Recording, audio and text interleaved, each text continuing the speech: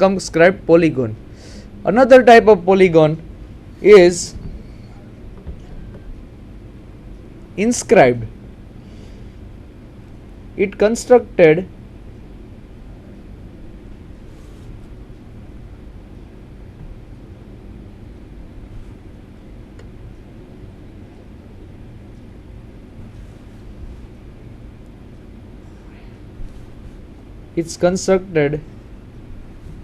inside the circle.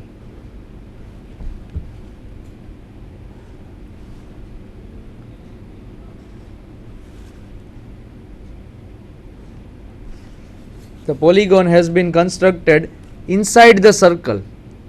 This is outside the circle, this is inside the circle. That's why these polygons are called as inscribed polygon. You can see clear visible difference. This polygon is constructed outside the circle, this is inside the circle. Now we have clear idea, one is circumscribed, another is inscribed. Now we will go again to our problem.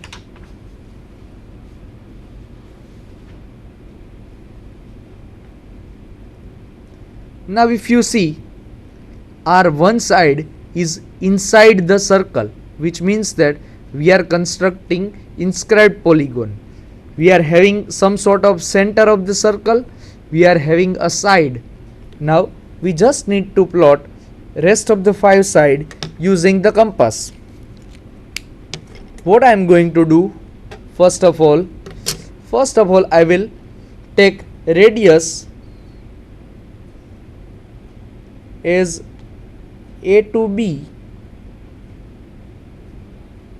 Radius as A to B. I have taken radius as A to B, taking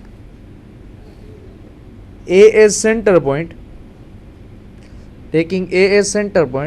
and I will mark a arc on the circle. I have got one arc. Again I will check my radius has not been changed, taking AB as radius, the previous arc which we got as center. Now I have marked one arc. Same way, A to B as radius, B as center, arc. From that arc, another arc. I have got various arc over here. Now what I am going to do, I am just going to join those arc using a scale. I am just going to join those arc using the scale,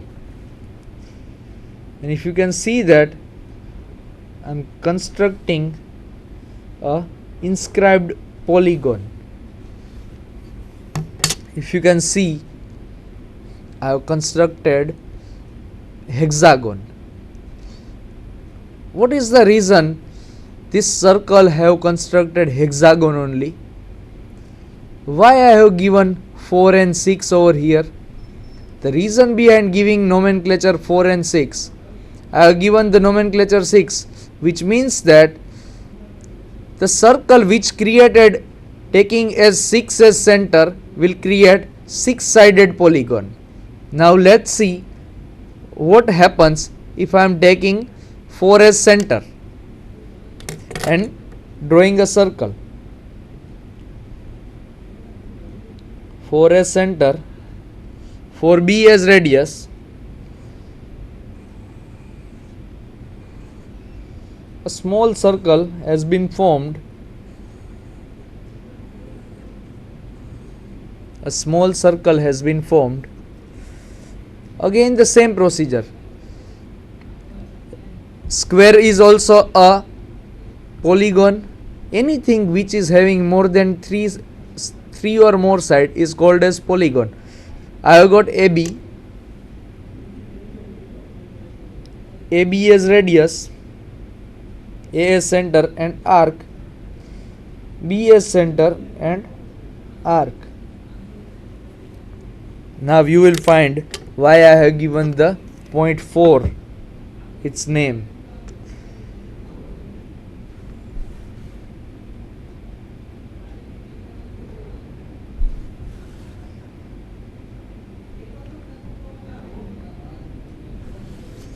I have got square,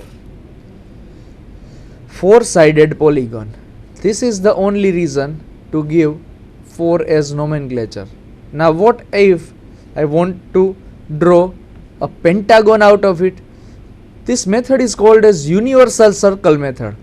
Why universal circle method? Using this single method you can draw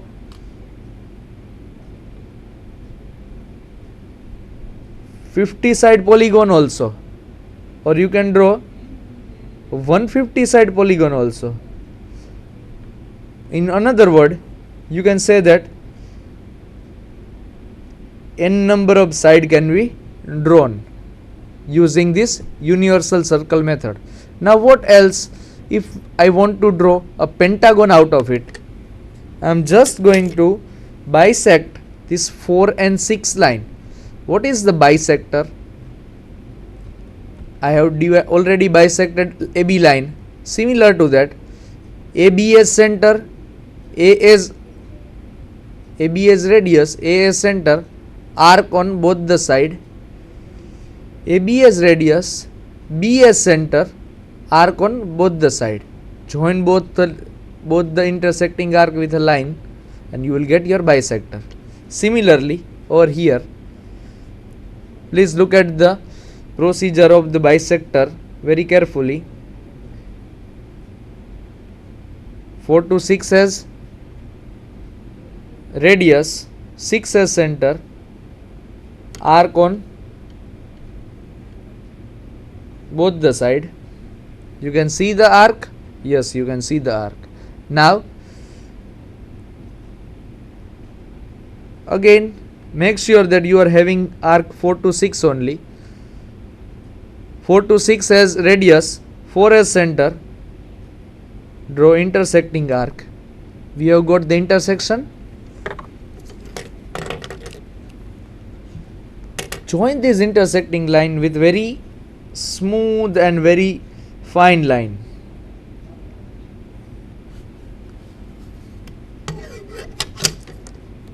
Basically what I have done is only find out the midpoint in between the 4 and 6.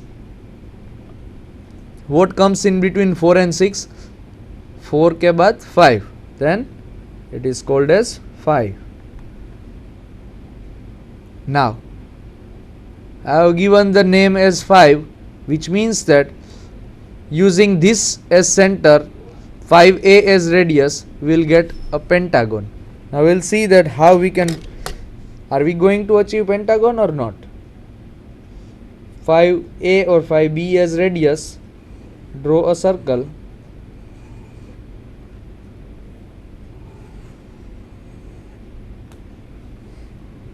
I have drawn a circle. Again same procedure. This side would be common for all polygons in the universal circle method because it is our mother side.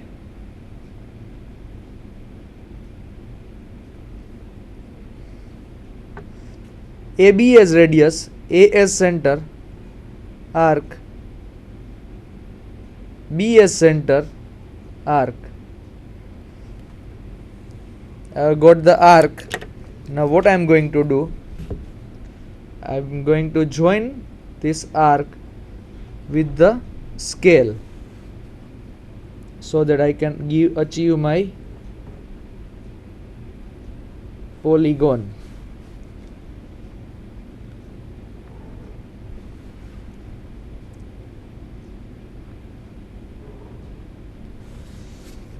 See, I have drawn the pentagon out of it. You can draw n number of polygon using the universal circle method. We will see the next problem. This problem says that distance between focus and directrix is 60 mm and the eccentricity is 3 by 2. Draw the curve and name it. Now, this is a problem where you can see that it is not clearly specified that which kind of curve it is, but yeah, you can clearly say that it is the problem of engineering curves. In this, what we have get distance between focus and directrix and eccentricity ratio, only two things, which means that this method is called as focus directrix method. Now let's see which kind of curve can be generated out of this data. Let's look at the method first of all. As the name suggests, this is focus directrix method. As the name suggests, this is a focus directrix method. So what I am going to do, I am going to draw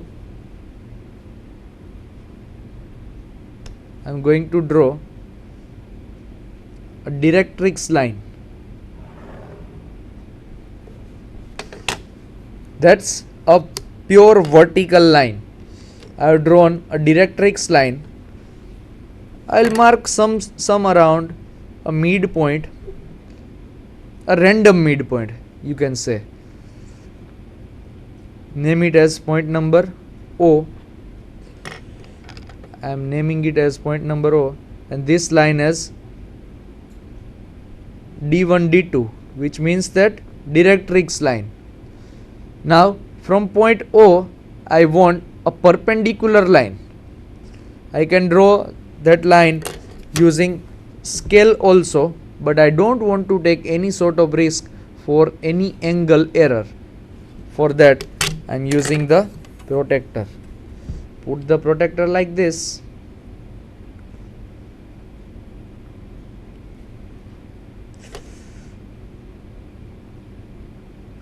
Mark the 90-degree line and draw a smooth yet fine, which means that very light line of the directrix, which is perpendicular to the directrix. That's perpendicular.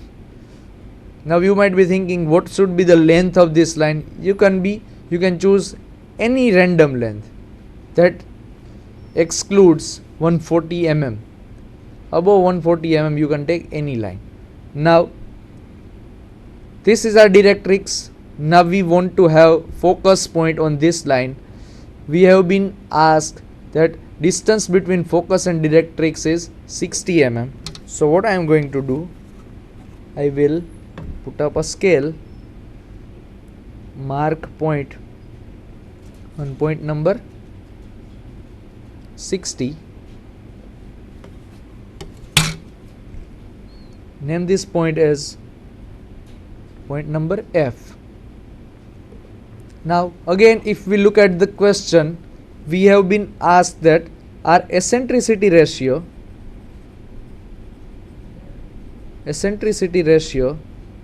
is 3 by 2, which means that I want to divide this 60 mm distance into 3 plus 2, 5 parts. I want to divide this distance into 5 equal parts. What would be the 5 equal parts of the 60 mm? Yes, exactly, 12 mm each. 12 mm.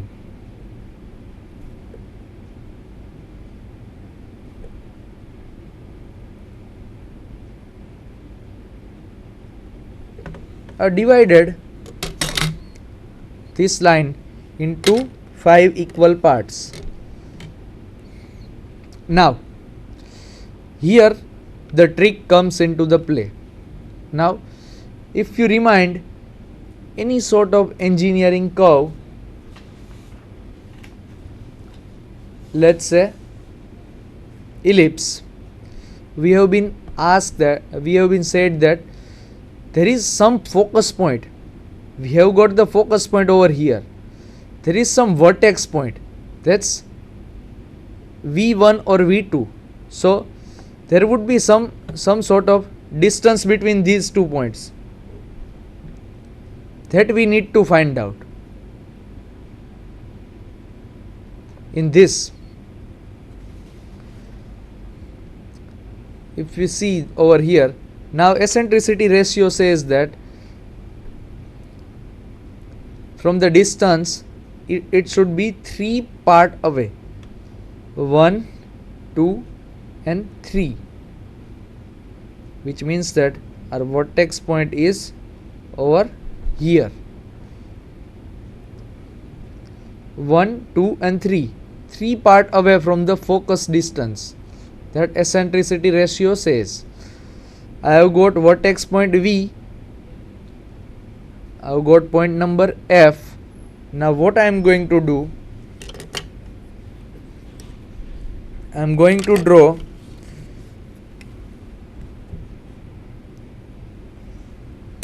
perpendicular line from point number V, perpendicular line from point number V, like this.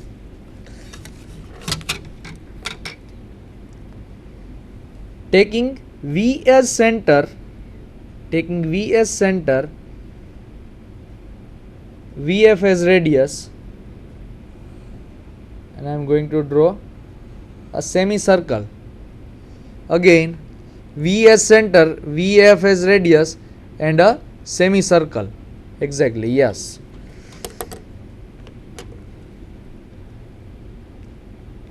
The point we got over here we'll call as point number Q.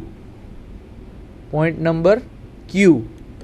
I'm going to join